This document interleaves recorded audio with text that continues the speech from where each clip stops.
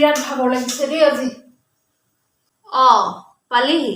কি কৰি আছা মা? ডিউটি যোৱাৰ পিছৰ পৰা তোমালে ফোন মাৰি আছো, এবাৰ নুঠালা যে, কি হ'ল? কতা মোলৈতো ফোন নাই আহা। এইটো চা আকৌ, চাওঁ ফোনটো দিয়াচোন। এয়া চোৱা, 10টা মিছ কল। কি যে কৰি থাকা নহয়। ফোনটো চাইলেণ্ট হৈ আছে আৰু কেনেকে গম পাবা?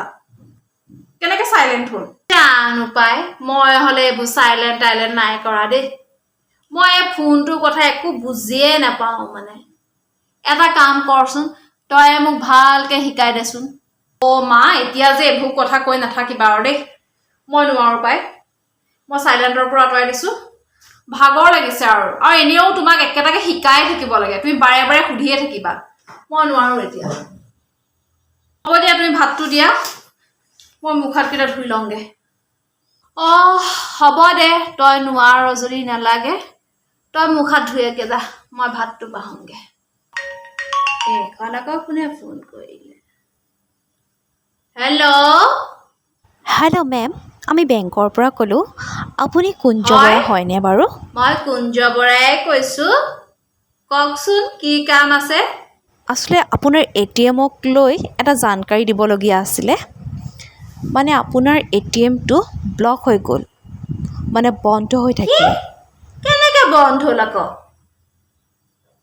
মানে এতিয়া কিয় বন্ধ হ'ল? কি কৰিব লাগিব? আমাৰ ফালৰ পৰা সকলো ধৰণৰ সহায় কৰা হ'ব মেম। আপুনি মাথো আমাক 2টামান ডকুমেণ্টছ দিলেই হৈ যাব। শুনা মাজনী, মানে কি মোৰ এই ডকুমেণ্টছ কিবা কিবি সেইবোৰ চব ছোৱালীজনীৰ হাতত থাকে। তাই এতিয়া কামলৈ গৈছে, তাই আহি লওক, তেতিয়া ফোন কৰিবা দেই। হ'ব। হেল্ল' মেম, আপুনি কথাটো শুনক। মেম, আপুনি ডকুমেণ্টছ নিদিলেও হ'ব। আমি আপোনাৰ মোবাইললৈ এটা OTP পঠিয়াম। আপুনি আমাক OTPটো দি দিলেই আমি খুলি দিব পাৰিম। OTP মানে কি? মেম, OTP হৈছে মানে আপোনাৰ মোবাইললৈ আমি 4টা নাম্বাৰ এটা মেছেজ প্ৰেৰণ কৰিম। আপুনি সেই মেছেজটো চাই তাত যি 4টা নাম্বাৰ দেখিব আমাক জনাই দিলে আমি আপোনাৰ ATM-টো খুলি দিব পাৰিম। মই চাইছো ৰ'বা দেই।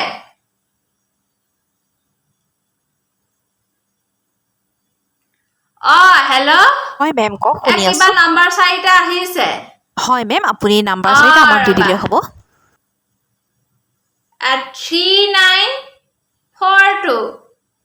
ঠিক আছে, থেংক ইউ মেম। শুনাচোন, এইবোৰ কেতিয়া? কাটিয়ে দিলে দেখোন। পালিহি। কথা এটা হ'ল নহয়, তহঁতৰ দেউতাই সদায় শনিবাৰে 12টা বজাত ফোন কৰে। আজি দেখোন 1টা বাজিলেগে, ফোনে অহা নাই।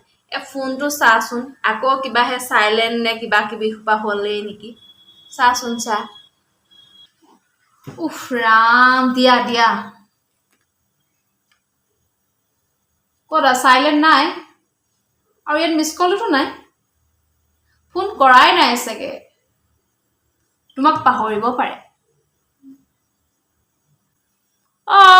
হয়, পাহৰিলে আৰু, বুঢ়ী হৈছো নহয়। ৰ'বা, এই মেছেজটো তোমালৈ কেতিয়া আহিলে? কি মেছেজ? বেংকৰ পৰা আহিছে। 30,000 এটা তোমাৰ একাউণ্টৰ পৰা কাট খাইছে যে? কি মানে ওলাই গ'ল? মই দেখোন 3-4 মাহ মান বেংকলৈ যোৱাই নাই। তোমাৰ ATM কাৰ্ডখন ক'ত আছে? মোৰ ওচৰতে আছে। শুনচোন, আজি দুপৰীয়া টাইমত ছোৱালী এজনীয়ে ফোন কৰিছিলে বেংকৰ পৰা। মোৰ বোলে ATM-টো হেনো বন্ধ হৈ থাকিলে। মই ক'লো এতিয়া কি কৰিব লাগিব? তাই ক'লে বোলে আপোনালৈ মেছেজ এটা দিম, কিবা OTP। সেই OTP নে কি সেইটো আহিলে, তাৰপিছত মোক ক'বলৈ কৈ দিলে 4টা নাম্বাৰ।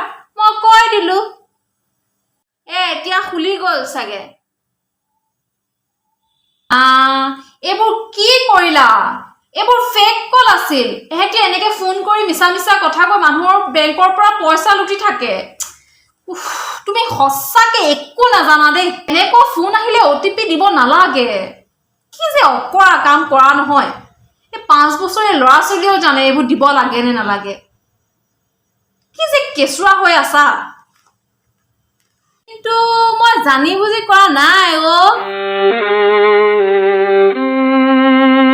পইচা কি গছত লাগিছে বুলি ভাবিছা নি? বহুত কষ্টৰে ঘটিব লাগে বুজিলা। ঘৰতে এনে বহি থাকিলে এইবোৰ বুজি নোপোৱা। কি যে কামবোৰ কৰা নহয় টু মাছ মানে।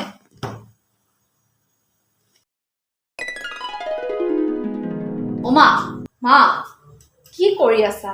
কিবা এটা খাবলৈ দিয়া আকৌ, বহুত দেৰি হৈছে। আৰু এইবোৰ কি উলিয়াই লৈছা বাৰু? দিছো 5 মিনিটত হৈ যাব। তই 5 মিনিটৰ কাৰণে মোৰ ওচৰত বহচোন অকমান। ৰাম বহিছো বাৰু, কিন্তু মোৰ সঁচাকে বহুত বেছি দেৰি হৈছে। অকমান বহচোন। তই সদায় বিজিয়ে থাক, তোৰ ওচৰত টাইমে নাথাকে। কিন্তু আজি এইবোৰ কিয় উলিয়াই লৈছা বাৰু? চা এইখন তই সৰুতে লিখিছিলি, এইটো চা ইয়াৰ পৰাই দেখুৱাইছো। এইটো হৈছে তোক শিকাবলৈকে মোৰ 6 মাহ মান লাগিছিল বুজিছ। তই বৰ লেজি আছিলি। এইটো তোক মই 6 মাহ শিকাইছিলো। তেতিয়াও কিন্তু মই বৰ ব্যস্ত আছিলো। ঘৰৰ কাম বন কৰিব লাগে, তোৰ দেউতাৰক কামলৈ পঠিয়াব লাগে বুজিছ। আলহী দুলহীটো থাকেই, ঘৰ কাম, গৰু ছাগলী হাঁহ কুকুৰা সেইবোৰ থাকে। তাৰ মাজতে কিন্তু মই তোক ৰাতিপুৱা গধূলি সময় উলিয়াই ABCD লিখাবলৈ শিকাইছিলো, পেঞ্চিল ধৰিবলৈ শিকাইছিলো। জন্ম হৈয়ে তই পইচা ঘটা নাছিলি নহয় অ আই। 9 মাহ 9 দিন গৰ্ভত লৈ বহুত কষ্টৰে তোক এই পৃথিৱীখনলৈ আনিলোঁ। জন্ম হৈয়ে তই সকলো শিকি অহা নাই নহয় আই। তোক আজি এই পৰ্যায় পোৱাবলৈ মই কিমান দুখ কষ্ট সহ্য কৰিছিলোঁ তই কি জানিবি। কিমান ধৈৰ্য আৰু মৰমেৰে তোক এই পৃথিৱীখনৰ লগত মই চিনাকি কৰাই দিছিলোঁ। হয়তো তই আজি সেই সময়খিনি অনুভৱ কৰিব নোৱাৰিবি। তোৰ মুখত প্ৰথম উচ্চাৰণ হোৱা শব্দটোৱে আছিল মা। এই মা শব্দটোৰ পৰা আৰম্ভ কৰিহে পৃথিৱীৰ বাকী শব্দখিনিৰ লগত চিনাকি হৈছিলি। যেতিয়া এখোজ দুখোজকৈ খোজ কাঢ়িবলৈ আৰম্ভ কৰিছিলি, কিমান বাৰ যে পৰিছিলি। তেতিয়া মোৰ হাতখন ধৰি আগবাঢ়ি যাবলৈ সাহস পাইছিলি। লাহে লাহে দৌৰিব পৰা হলি আৰু আজি এই পৰ্যায় পালি। তোক পৃথিৱীখনৰ লগত চিনাকি কৰি দিবলৈ মই যে কিমান কষ্ট কৰা নাছিলোঁ। প্ৰতিটো বস্তুক তোক অতি মৰম আৰু ধৈৰ্য্যৰে চিনাকি কৰাই গৈছিলোঁ। যিমানেই কামৰ বোজা নাথাকক, সময় উলিয়াই তাৰ মাজতেই তোক কিন্তু সময়ে সময়ে পঢ়ুৱাবলৈ মই কেতিয়াও পাহৰা নাছিলোঁ বা ভাগৰি পৰা নাছিলোঁ। তোক একেটা বস্তুকে 10-20 বাৰ বুজোৱাৰ পিছতো তই পাহৰি গৈছিলি। মই কিন্তু তেতিয়াও তোক অতি মৰম আৰু ধৈৰ্য্যৰেই সকলো বুজাই গৈছিলোঁ। আজি হয়তো তই পাহৰি গৈছ যে তোৰ জীৱনৰ প্ৰথম শিক্ষক ময়ে আছিলোঁ। সৰুতে যেতিয়া তোক কিবা এটা বস্তু দৰকাৰ হৈছিল, মই যেনে তেনে কিবা এটা কৰি হ'লেও দিবলৈ চেষ্টা কৰিছিলোঁ। কিন্তু কি হ'ব, তই বাহিৰৰ পৰা কিনি অনা খেলনা বস্তুটো ঘৰ পাবলেই নিদিয়, ভাঙি চিঙি শেষ কৰ। তেতিয়াও কিন্তু পইচা গছত লগা নাছিল। তই বহুত ডাঙৰ হৈ গলি। মা দেউতাৰ কাৰণে সময়ে নাইকিয়া হ'ল, বহুত ব্যস্ত। চা, এই কম্পিউটাৰ, মোবাইল এইবোৰ আমি এতিয়া দেখিছোঁ। ঘপককৈ আমাৰ হাতত তুলি দিলে আমি একো আওভাও বুজি নাপাওঁ। কিন্তু শিকালেতো বুজি পাম, শিকিবতো পাৰিম।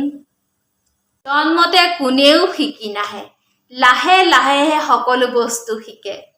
তই যেনেকে প্ৰথমতে হুঁচৰিছিলি খোজ কাঢ়িলি দৌৰিলি হা এখোজ দুখোজকেহে আগবাঢ়িলি ঠিক তেনেকুৱাই